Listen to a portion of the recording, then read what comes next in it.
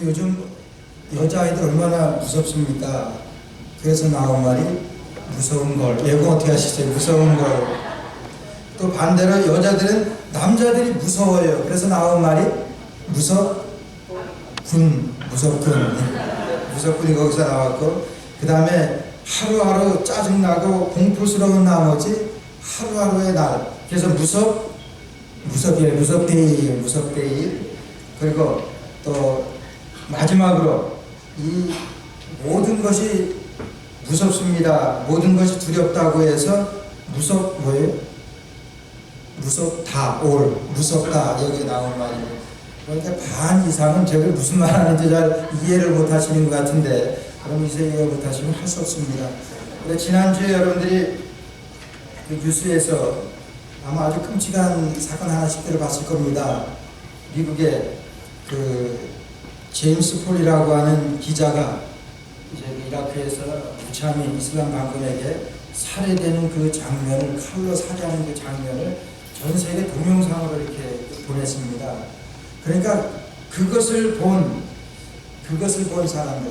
근데 미국에 그 전에, 살해하기 전에 그 딜이 있었다 그래요. 이 사람 한 사람을 놔주게 되면은 이 사람 살해하지 않겠다는 사람이 있었대요. 이게 누구냐 하면은 이제 이 아피아 시리키라고 하는 여자 이슬람 전사인데, 그 사람이 어떤 사람이냐면 굉장히 똑똑하고 머리 좋은 파키스탄에서 유학생이었습니다.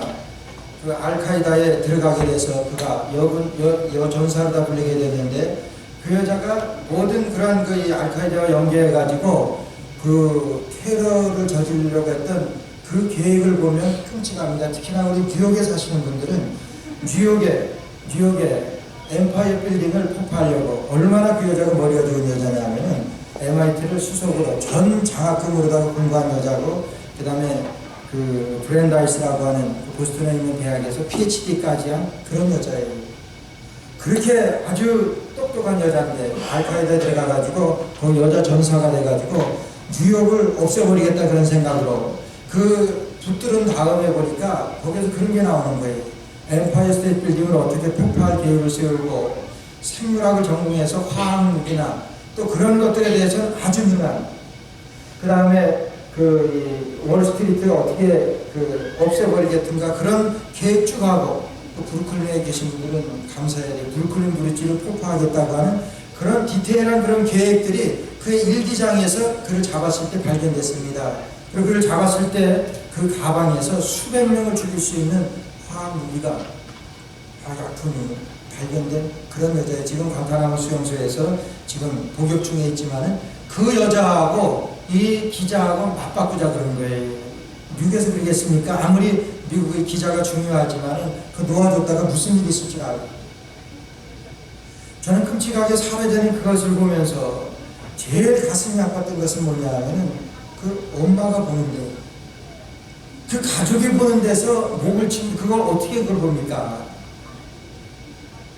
그걸 생각하니까 그 가족들 정말 얼마나 좋아하면 차마 보지 못했을 겁니다. 엄마가 그 자식 그렇게 살해하는 것을, 그 장면을 어떻게 보십니까? 얼마나 가슴 아픈 일이었는지 모르겠습니다. 그렇게 해서 무참히 살해되었는데, 그러니까 그것을 보는 부모나 우리 그것을 봤던 모든 사람들에게 얼마나 그게 두려운 일입니까? 근심되는 일인지 몰라요. 좀 제발 좀 살려주면, 저게 뭐 잘못한 것이 있어서 기자인데 그 사람을 죽이는가, 자기네들 조건에 들지 않는다 이거지. 그 죽입니다. 얼마나 두렵고 떨리는 일인지 모릅니다. 근심되는 일인지 모릅니다.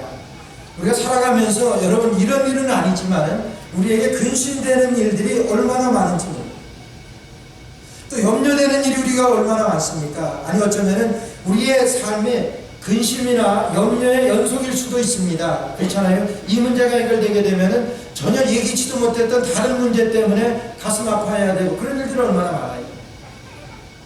오늘 말씀 보니까 제자들이 예수님을 3년 동안 따라다니면서 예수님이라고 하면은 자기들의 구주로 자기들이 영접했고 자기들이 그와 같이 믿고 쫓았던 예수님이에요. 그 예수님께서 십자가대로 돌아가실 것을 지금 말씀하시는 거예요. 그것도 구체적으로 바로 13장에 보게 되면은 베드로에게 모든 사람들이 다 주를 버릴지라도 나는 주를 버리지 않겠습니다. 그렇게 얘기하는 베드로에게 내가 다 굴기 전에 3번 나를 부인하리라. 13장 38절에서 이렇게 말씀합니다. 아주 예수님께서는 어떻게 십자가 달려 돌아가실 것을 제자들에게 말씀하시고, 그렇게 하고 나니까 이제 제자들 차례입니다. 근심되는 거예요. 얼마나 두려운지 몰라요. 가장 사랑했던 분입니다. 또 그리고 예수님이라고 하면은 우리의 생명과도 같았던 그런 예수님이 십자가에 달려 돌아가신다고 하니까 이해도 안 가지만 말도 안 됩니다. 그러면서도 예수님 말씀하시니까 예수님이 이제까지 없는 말씀하신 적이 아니니까 근심에 쌓입니다. 어떻게 할까? 우리가 근심할 때 어떻습니까? 우리가 걱정하는 거 어떤 데 걱정돼요? 제일 근심되고 염려되고 걱정되고 아픈 것은 아마 이별할 때, 더구나 이 죽음과 삶에 있어서 그 이별하는 것이 가장 아프고 근심되고 고통스러운 일일 거예요. 오늘 제자들이 예수님께서 십자가에 달려 돌아가신다고 할 때 삶과 죽음에 있어서의 이별을 생각하니까 이건 너무 근심되는 거예요. 너무 아픕니다. 그러니까 예수님 앞에서 이런 근심된 모습들을 제자들이 하나같이 보이니까 예수님께서는 너희는 마음에 근심하지 말라. 하나님을 믿으니 또 나를 믿으라. 이렇게 말씀하세요. 여러분, 근심되는 일이 예수님께서 십자가에 달려 돌아가시는 겁니다. 근데 그들에게 안심시키시고 근심하지 않게 하기 위해서는 예수님이 십자가에 그냥 버리십니다. 십자가에 달려 돌아가시지 않으면 이 제자들이 근심하지 않을 수 있습니다. 그러나 예수님께서는 십자가에 달려 돌아가시지 않을 것을 말씀하신 것이 아니라 이제 다른 부분으로, 다른 방법으로 이제 그들이 근심하지 않을 것을 말씀하셔 처방하십니다. 예수님 보이시는 레슨이 그게 뭐냐면 너희는 마음에 근심하지 말아라. 하나님을 믿으니 또 나를 믿으라고 말씀합니다. 우리가 근심할 때 또 어떨 때 근심됩니까? 내가 평생을 통해서 내가 이 일에 내 모든 것을 걸었는데 실패했습니다.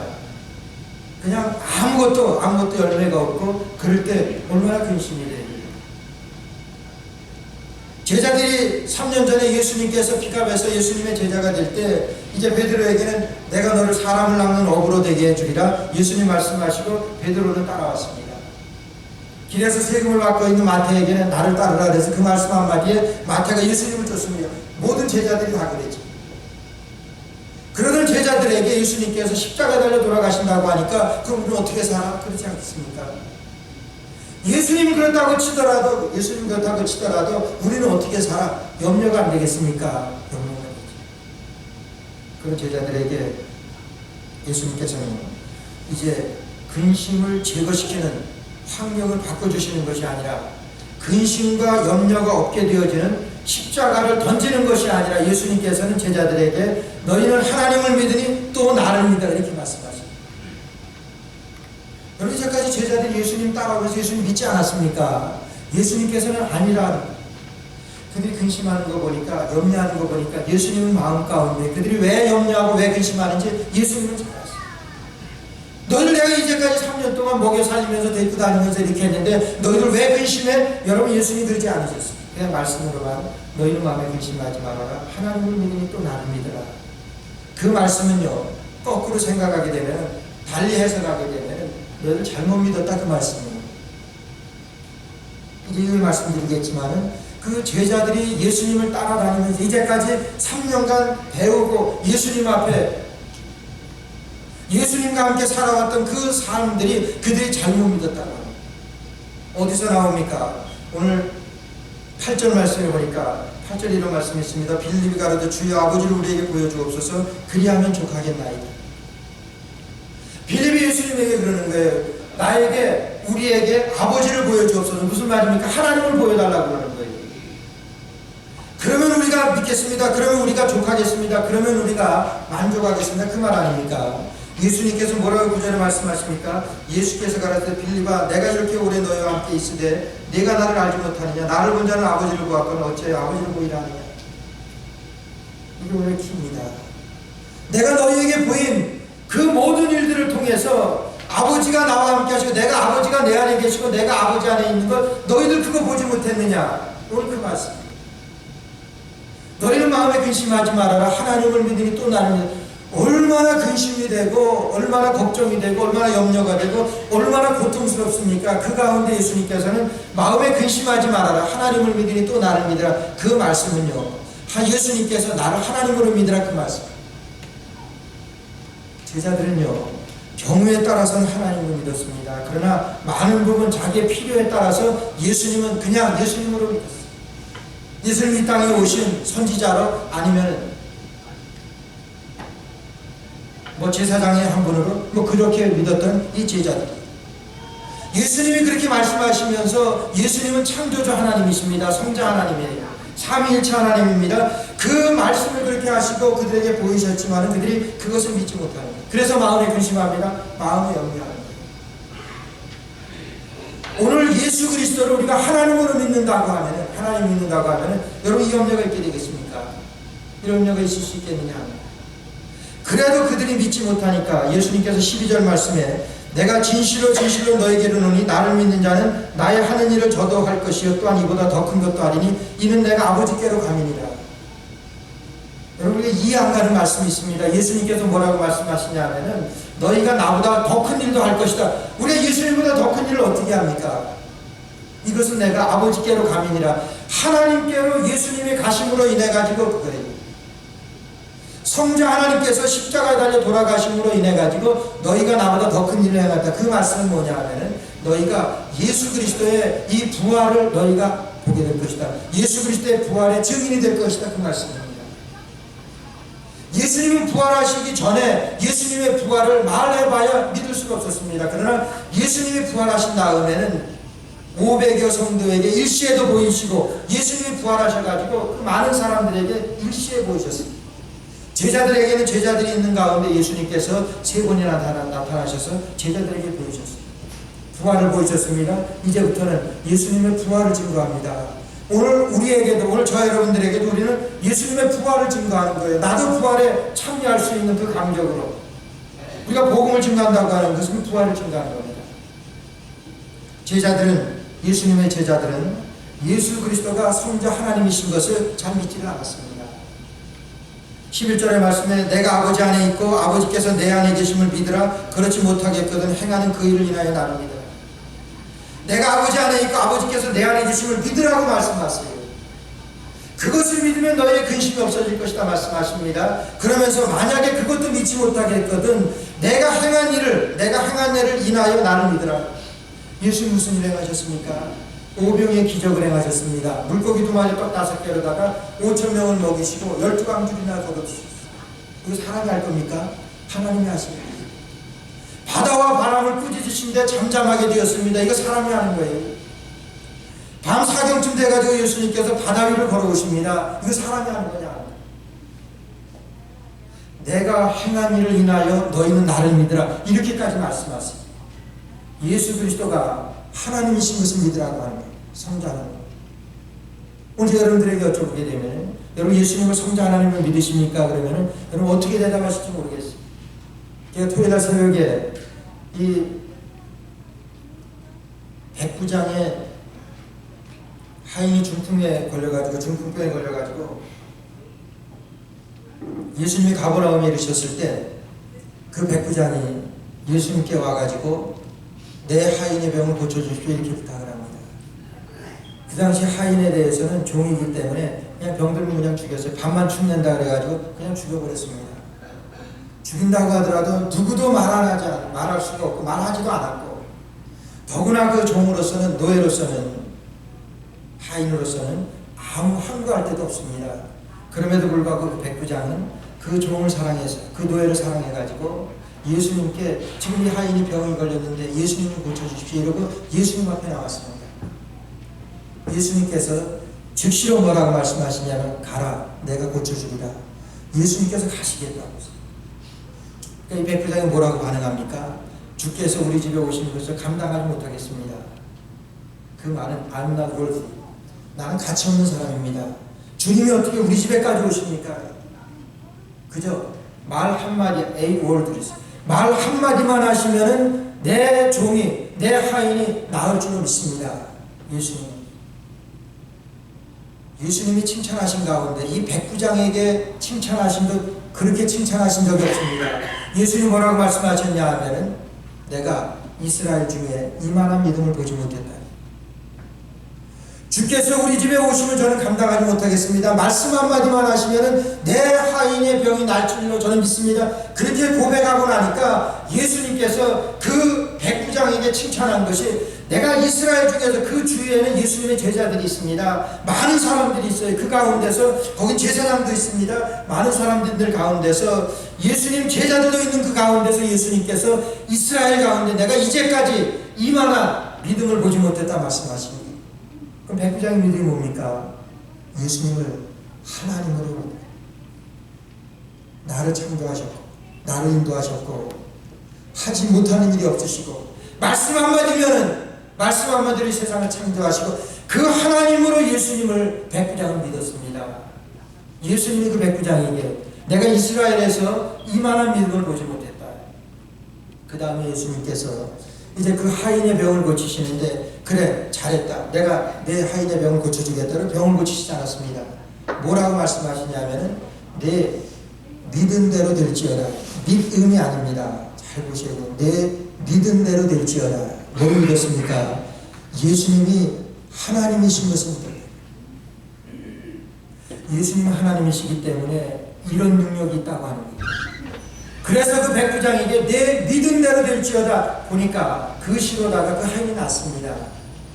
문제는 우리의 환경이 아니고 문제는 우리의 여건이 아니라고 하는 거예요. 문제는 뭐예요? 믿음입니다. 우리가 어떤 믿음을 가지느냐. 우리의 일생 가운데서 오늘 제자들과 같이 이런 어려움 가운데, 이런 근심 가운데, 이런 염려 가운데 살아갈 일들이 얼마나 많아요. 아니 우리의 삶이 전부가 이런 어려움, 이런 근심 가운데 살아가는 것 아닙니까? 뭐 믿지 않는 사람이나 믿는 사람은 뭐 틀려요? 우리가 경험하는 것 똑같습니다. 일하는 것 비슷합니다. 그 가운데 우리가 뭘 나온 게 있냐는 거예요. 백부장과 같이 이런 믿음으로 이 믿음으로 우리가 주님 앞에 나오냐. 정말 주님 앞에만 나오게 되면, 그래서 베드로전서 5장 7절 말씀해 보니까 베드로 사도는 이렇게 고백합니다. 너희 염려를 다 주께 맡겨버리라. 이는 저가 너희를 권고하시니라. 너희 염려를 다 주께 맡겨버리라. 그냥 주께 캐스터웨이, 그냥 주께 맡겨버리라. 그러면 주께서 너희를 권고하시리라. 너희를 책임져 주시겠다고 말씀하세요. 어떨 때? 우리가 하나님으로 믿을 때, 예수님을 우리가 하나님으로, 우리 하나님께서 우리를 책임져 주시고, 문제는 우리 믿음입니다. 우리의 믿음, 우리가 어떤 믿음으로 주님 앞에 나오냐. 지난 수요일날 그리고 볼리비아 김희석 선교사님 오셔가지고 선교 보고와 함께 말씀을 증가하셨는데요. 이 선교사님을 보게 되면 올해 신실하게 어느 지역이든지 선교를 오래 이렇게 하게 되면 그 나라 사람 비슷하게 됩니다. 우리 김희석 선교사도 소도둑같이 누가 앞으로 오실 거예요. 어두컴컴하고 본토 사람 같아요. 뭐 이렇게 힘든 얘기는 안 하지만 그 모습에서 20년 이상 거기에서 사역을 하니까 얼마나 힘들겠습니까? 그 얼굴에서 쓰여있어 얼마나 고생했을까 하는 걸 느꼈어요. 제일 어려운 것은 어느 때냐면 지원하던 교회나 스폰서가 됐던 사람이 끊어질 때, 그런 것을 어떻게 살아요? 우리 여기 같으면 끊어질 때도 별로 없겠지만 꾸러도 할 수 있잖아요. 그 선교지에서 뭐 떨어지는 건 간단하죠. 지원하는 데가 끊으면 떨어지는.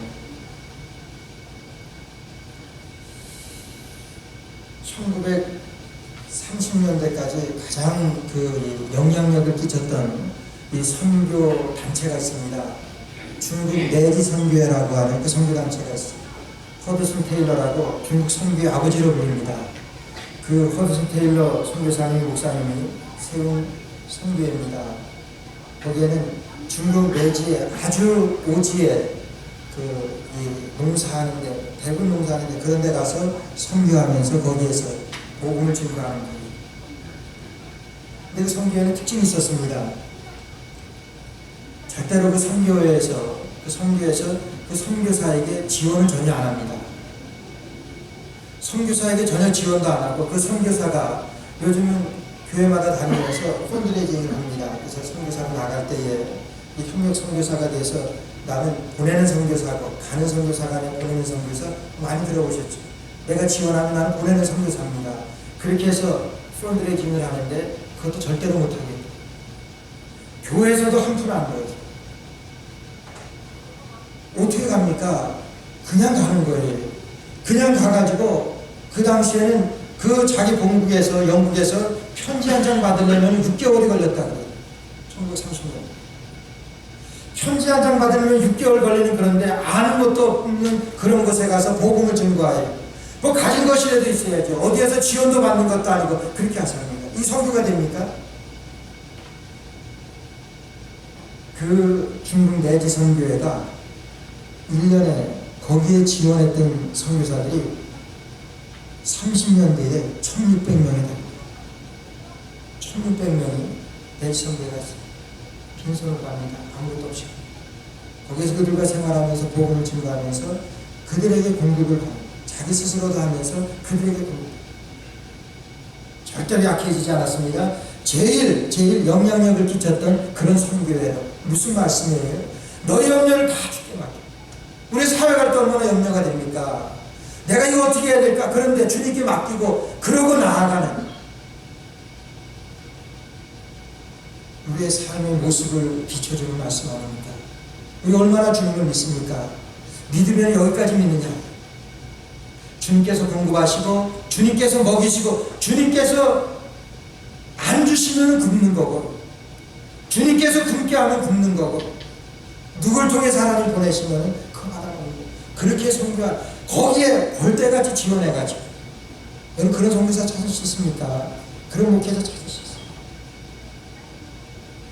단지 그 믿음 하나 가지고 백부장을 칭찬하셨던 예수님께서 내가 이스라엘에서 이만한 믿음을 본 적이 없다. 그만한 믿음이 뭡니까? 하나님을 믿은 거 아니겠어요?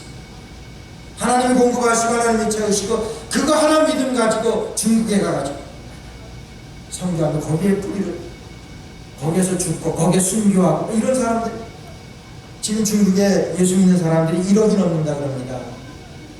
뭐 핍박이 있지만 그 1억이 넘게 전 세계에서 가장 인구도 많지만 예수 믿는 사람들이 많은 나라가 중국으로부터 갑니다.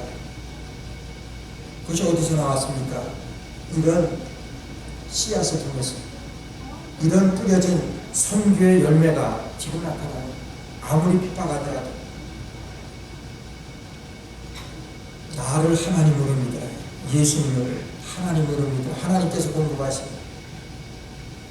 우리 주님을 하나님으로 믿는 여러분 되시기를 주의 이름으로 축원합니다. 두 번째는 보니까 두 번째 처방입니다. 얼마나 근심되는 일이 많고 근심할 수밖에 없는 그런 일이지만 너희는 마음에 근심하지 말아라 말씀하시면서 나를 하나님으로 믿는 것이 첫 번째 처방이에요. 두 번째 처방은 뭐냐 하면은 천국 소망을 품으라고 합니다. 오늘 2절 말씀 보니까 내 아버지 집에 갈 것이 많도다. 그렇지 않으면 너희에게 일렀으리라. 내가 너희를 위하여 처소를 예비하러 가노니 3절 말씀에 가서 너희를 위하여 처소를 예비하면 내가 다시 와서 너희를 내게로 영접하여 나 있는 곳을 너희로 있게 하리라. 두 번째는 소망입니다. 첫째는 믿음이에요. 내 믿음대로 될지어다. 믿음을 가지고 근심할래 믿음을 가질래 그거예요. 두 번째는 천국 소망을 품으라고 말씀하십니다. 천국 소망을. 우리가 예수 믿으면서 가장 기본적인 믿음이 천국입니다. 그럼에도 불구하고 가장 믿기 어려운 것이 천국입니다. 아이러니하죠. 천국 소망만 있게 되면, 천국만 믿게 되면, 여러분 바울 사도가 내가 복음 증가하는 일을 위해서는 내 생명을 조금 더 귀한 것으로 여기지 않겠습니다. 이렇게 고백을 하고 복음 증거하는 데 있어서 자기 생명을 내놓을 수 있었던 것은 여러분 그 마음에 천국이 있었기 때문에. 그래서 바울 사도는 고백합니다. 내가 아버지께로 가는 것이 더욱 좋사오나 지금 이렇게 사역하고 있는 것은 내가 너희의 믿음을 안위하려 하는 것이다. 내가 너희의 믿음을 위해서 내가 지금 이 땅에 있는 것이 나는 지금 아버지께로 가는 것이 지금 천국 가는 것이 나는 더욱 좋다. 나는 천국 가고 싶다. 이 고백입니다. 갈라디아서. 내가 아무리 부인한다고 해가지고 천국이 있는 천국이 없어지겠습니까? 하나님이 약속하셨는데 내가 너희 있을 곳을 예비하러 간다고 말씀하셨는데 내가 반드시 너희를 데리러 오겠다고 예수님께서 말씀하셨는데 우리 주님 약속하셨는데 여러분 이 약속을 믿는 것이 우리 믿음 아니에요. 그래서 그들이 너희들이 마음에 근심하지 말아라. 우리가 근심할 일이 뭐 있습니까? 우리가 하나님을 믿고 천국을 믿는데 천국을 소유하고 살아가는데 우리가 무서울 게 뭐 있냐? 죽음은 천국인데. 그래서 최건능 목사님이라고 하는 일본의 그런 핍박과 고문 가운데서도 한 대 때리면 천국, 한 대 때리면 예수 천국. 그것이 그분의 모든 삶이었습니다. 예수 천당. 그러니까 일본 사람들이, 일본 순사들이 그러면서 풀어줬고 욕하면서 풀어줬다 그랬잖아요. 그 영감택이 예수로 꽉 잡고 만들었다. 그건 천국으로 꽉 잡고. 천국이 있으니까 때려도 괜찮다. 천국이 있으니까 맞아도 괜찮다. 그럼 천국이 있으니까 근심하지 마십시오. 그만. 예수님께서 천국이 있으니까 천국의 소망으로 근심하지 말아라. 그 말씀이에요. 우리 주님의 약속입니다.